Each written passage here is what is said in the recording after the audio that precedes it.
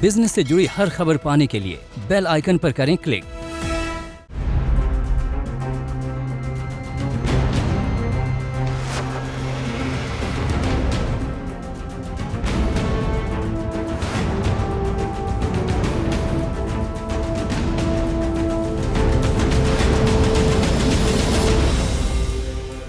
इस बार के बजट में टैक्स पेयर्स के लिए सरकार कई तरह की राहतों का ऐलान कर सकती है।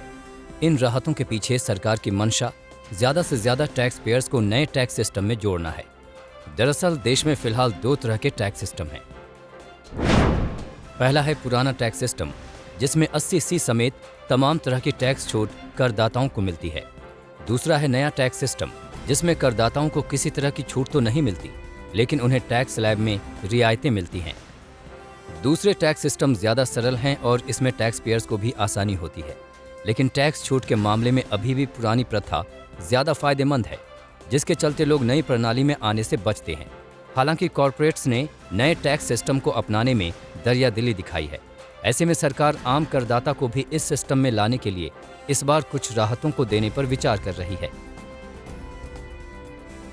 जीविकोपार्जन को बढ़ाने के माध्यम बढ़ाए जाएं और खास तौर पर जैसे छोटे तबके को ऋण सुविधा या उनको अन्य प्रकार से प्रोत्साहित किया जाए ताकि वो अपनी आमदनी बढ़ा सकते हैं। यही इस बजट का मुझे लगता है कि एक बड़ा सेगमेंट होना चाहिए। अगर हमारे एंगल से सोचे तो अगर मिडिल क्लास का जो खर्चा इन 2 सालों में बढ़ गया है और आमदनी आधी हो गई है, अगर वो बैलेंस कहीं पे अचीव किया जा सकता है, that is all a middle class person will ask for, क्योंकि सब तरफ कोविड की वजह से तनख्वाहें तो हमारी कट गई। स्टैंडर्ड डिडक्शन जो अभी मात्र 50,000 रुपये है, उसको कम से कम 2 लाख रुपए बढ़ाना चाहिए।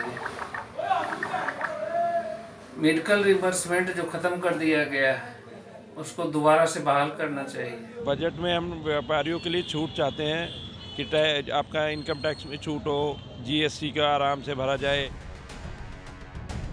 इस बार के बजट में इनकम टैक्स की नई व्यवस्था को लोकप्रिय बनाने के लिए इसके नियमों में बड़े बदलाव किए जाने की संभावना है। इनकम टैक्स की नई व्यवस्था में कुछ शर्तों के साथ होम लोन के ब्याज पर टैक्स छूट दी जा सकती है। स्टैंडर्ड डिडक्शन का फायदा भी नई टैक्स व्यवस्था के तहत दिया जा सकता है। कोरोना में हेल्थ पर लोगों का खर्च बढ़ा है, ऐसे में नई टैक्स व्यवस्था के तहत मेडिक्लेम प्रीमियम पर भी टैक्स छूट मिल सकती है। इनकम टैक्स की नई व्यवस्था में कम टैक्स दरों के बावजूद होम लोन के मूलधन या ब्याज या बचत पर टैक्स छूट के अलावा स्टैंडर्ड डिडक्शन का फायदा नहीं मिलने से टैक्स पेयर्स को ये आकर्षित नहीं कर पा रही है। पिछले साल 5 करोड़ 89 लाख टैक्स पेयर्स ने रिटर्न दाखिल किया है, लेकिन इसमें इनकम टैक्स की नई व्यवस्था के तहत ITR फाइल करने वाले 5% से भी कम है। ऐसे में अनुमान है कि नई व्यवस्था को आकर्षक बनाने के लिए सरकार बजट में बड़े बदलाव का ऐलान कर सकती है। अब देखना यही है कि सरकार किस तरह की रियायतों के साथ नई टैक्स प्रणाली को ज्यादा आकर्षक बनाती है, जिससे लोगों के लिए इसका चुनाव करना आसान हो जाएगा। आज तक ब्यूरो। वीडियो पसंद आया तो हमें लाइक, कमेंट, शेयर और सब्सक्राइब जरूर करें।